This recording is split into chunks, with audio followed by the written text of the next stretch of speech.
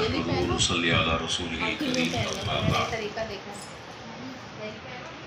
عن أنس رضي الله تعالى عنه قال قال رسول الله صلى الله عليه وسلم من نسي صلاة فليصلي إذا ذكرها لا كفارة لها إلا ذلك رواه البخاری۔ آج جو مسئلہ آپ کے سامنے ذکر کرنا ہے وہ مسئلہ بڑا اہم ہے، اور وہ ہے قضا نمازوں سے متعلق۔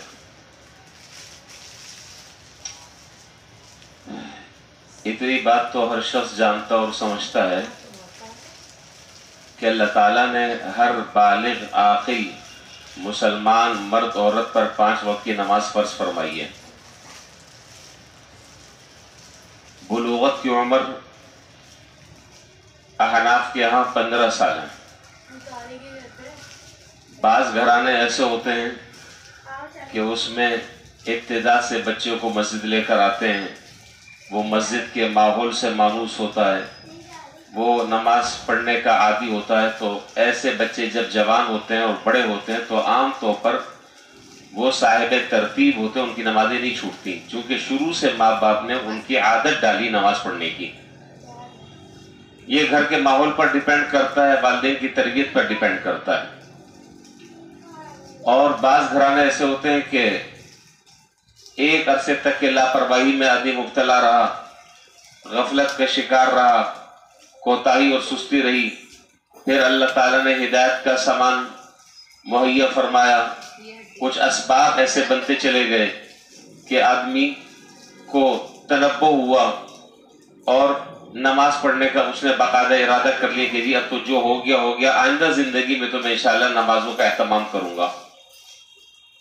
تو اب مسئلہ یہ ہے کہ وہ عمر الگ الگ ہوتی ہے، تو 15 سال کے بعد جتنی عمر نمازیں نہیں پڑھی اس کا حساب لگایا جائے گا۔ 15 سال کے بعد سے جب بھی نماز پڑھنی شروع کی ہے باقاعدگی سے، اس سے پہلے تک کا جتنا وقت ہے اس وقت میں حساب لگایا جائے گا کہ میری کتنی نمازیں چھوٹی ہیں، اور اس کو باقاعدہ کہیں پر اپنے پاس محفوظ کرے گا اور کہیں پر لکھے گا۔ اب ان نمازوں کو ادا کرنا ہے، اور وہ نماز اس کے ذمے بدستور لازم اور فرض ہیں، وہ جب تک کہ ادا نہیں کرے گا اس وقت تک کہ وہ اس کے ذمے میں باقی رہیں گی۔ بہتر طریقہ یہی ہے کہ ہر نماز کے ساتھ ایک نماز کو دہرا لے، نماز کی قضا کر لے، ہر نماز کے ساتھ ایک نماز۔ لیکن یہ معنی نہیں ہے کہ صرف دن میں 5 نماز آدمی پڑھ سکتا ہے، 6 نہیں پڑھ سکتا، نہیں، اس کا یہ معنی نہیں ہے۔ جتنی زیادہ سے زیادہ جو ہے وہ آدمی پڑھ لے، اور زندگی میں جتنا جلد سے جلد اس کو ادا کر لے یہ بہتر ہے، اس لیے کہ قبر میں سب سے پہلے سوال نماز سے متعلق ہوگا۔ اور اگر نمازیں پڑھنی شروع کر دی ہیں اور اچانک اللہ نہ کرے بیمار ہو جاتا ہے اور اب نماز نہیں پڑھ پا رہا، تو اب باقاعدہ اس کے ذمے یہ وصیت کرنا فرض ہوگا۔ بات سمجھ لیجئے اچھی طرح، اس کے ذمے یہ وصیت کرنا فرض ہوگا کہ میرے ذمے اتنی نمازیں رہ گئی ہیں، میرے 1/3 مال میں سے میری نمازوں کا فدیہ دے دیا جائے۔ یہ فرض ہے اس آدمی کے ذمے جس کا انتقال ہو رہا ہے۔ 1/3 تک تو وصیت کر سکتا ہے ثلث مال میں، تو میری نمازیں اتنی فرض رہ گئی ہیں جو میں نہیں ادا کر سکا، اس کا فدیہ دے دی جائے۔ زندگی میں اتنے روزے رہ گئے ہیں، ان روزوں کا فدیہ دے دیا جائے۔ اتنے سالوں کی میں نے زکوٰۃ نہیں دی ہے، اس کا حساب کتاب لگا کر ایک اندازہ یہ بنتا ہے وہ ادا کر دیا جائے، یہ ضروری ہے۔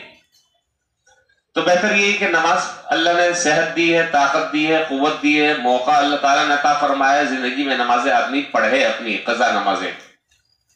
ایک تو بات یہ ہو گئی۔ دوسری بات یہ ہے کہ یہ جو مختلف عام لوگوں کے ذہنوں میں یہ بات ہوتی ہے اور پبلک میں یہ بات مشہور ہے کہ جی جمعۃ الوداع اب کل ہے انشاءاللہ۔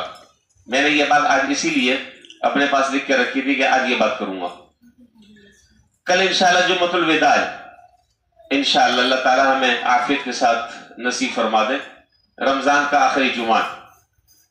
تو یہ بات لوگوں میں اور عوام الناس سے مشہور ہے کہ جی جمعۃ الوداع کو 2 رکعت نفل نماز پڑھیں اور اس میں فلاں فلاں، پہلی رکعت میں صورتیں پڑھیں اور دوسری رکعت میں فلاں فلاں صورتیں پڑھیں، جتنی زندگی بھر کی نمازیں آپ کی رہ گئی وہ ساری کے ساری ادا ہو جائیں گی۔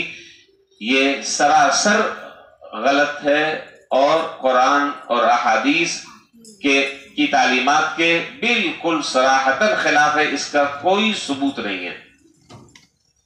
اگر یہ طریقہ اگر ہوتا اور یہ طریقہ اگر شریعت بیان کرتی تو یہ تو بہت آسان سا طریقہ تھا، پھر کیا ضرورت ہے نمازیں پڑھنے کی؟ چھوڑ دیتے، جمع کرتے رہتے اور جب جمعۃ الوداع آتا تو 2 رکعت نماز پڑھ لیتے، سارا کا سارا کٹا شٹا سارا دھل دھلا کر صاف ستھرا ہو جاتا۔ اس لیے سمجھ لیجئے کہ مسئلہ ایسا نہیں ہے۔ میں نے ابھی آپ کے سامنے جو روایت پڑھی ہے یہ حضرت انس رضی اللہ تعالیٰ عنہ کی روایت ہے اور بخاری میں ہے۔ حضرت انس رضی اللہ تعالیٰ عنہ فرماتے ہیں کہ جناب نبی کریم صلی اللہ علیہ وسلم نے ارشاد فرمایا، من نسی صلاۃ، درس اس کے الفاظ پر غور فرمائیں، من نسی صلاۃ فلیصلی اذا ذکرها لا کفارۃ لها الا ذلک، جس آدمی سے کوئی نماز بھولے سے رہ گئی تو جب اس کو یاد آ جائے اسے وہ پڑھ لے، اس لیے کہ اس کا کوئی کفارہ نہیں ہے مگر نماز پڑھنا ہی، اس کا کوئی کفارہ نہیں ہے مگر نماز پڑھنا ہی کفارہ ہے۔ نماز پڑھے گا تو ذمے سے نمازیں ساقط ہونا شروع ہوں گی، اور اگر نہیں تو جتنی توبہ تلہ کر لے، جتنا معافی مانگ لے، جتنا لیلۃ القدر میں جاگ لے، حج پہ چلا جائے، عمرے پہ چلا جائے، بیت اللہ میں پڑھتا رہے نوافل، لیکن جو نمازیں ذمے میں ہیں وہ جب تک ادا نہیں کرے گا اس کی ادائیگی کی کوئی صورت عملی طور پر ممکن نہیں۔ اس لیے اس بات کو بالکل کلیئر کر لیں کہ نمازیں پڑھنی ہیں جو نماز ذمے میں قضا ہے۔ شریعت نے ایک اور ہمیں سہولت دی ہے کہ عام طور پر وہ 2 اوقات کے جس میں نفل نماز پڑھنا ممنوع ہے اس میں قضا نماز پڑھ سکتے ہیں، عصر کے بعد بھی پڑھ سکتے ہیں، فجر کے بعد بھی پڑھ سکتے ہیں، لیکن اس میں سامنے نہیں پڑھنا چاہیے۔ ظاہر ہے کہ جب آپ نماز پڑھیں گے، اب پیچھے ہمارے ہاں تو جو ترتیب اور رواج ہے وہ تو یہی ہے کہ سامنے والا کیا کر رہا ہے بس آنکھ بند کر کے چلتے رہو اس کے پیچھے۔ اب آپ قضا نماز کی نیت کر کر نمازیں ادا فرما رہے ہیں، پیچھے والے نے دیکھا کہ یار یہ نماز پڑھ رہے ہیں، چلو میں بھی اب نفل نماز، آپ قضا نماز پڑھ رہے ہیں، وہ نفل نماز پڑھ رہا ہے۔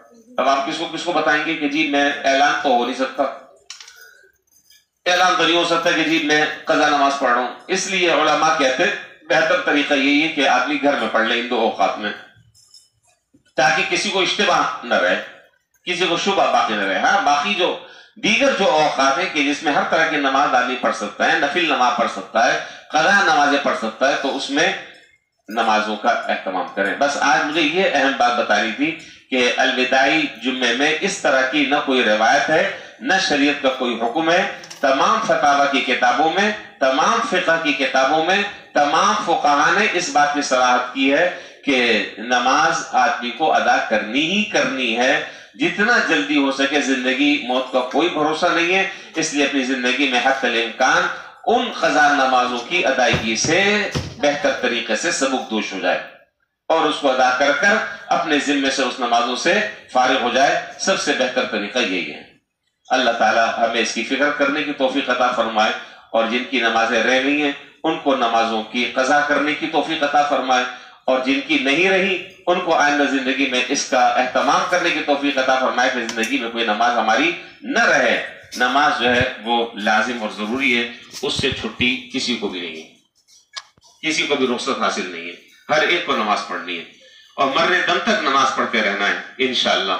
تو اللہ تعالی ہمیں صحیح معنوں میں پکا نمازی بننے کی بھی توفیق عطا فرمائے۔ وآخر دعوانا الحمدللہ رب العالمین۔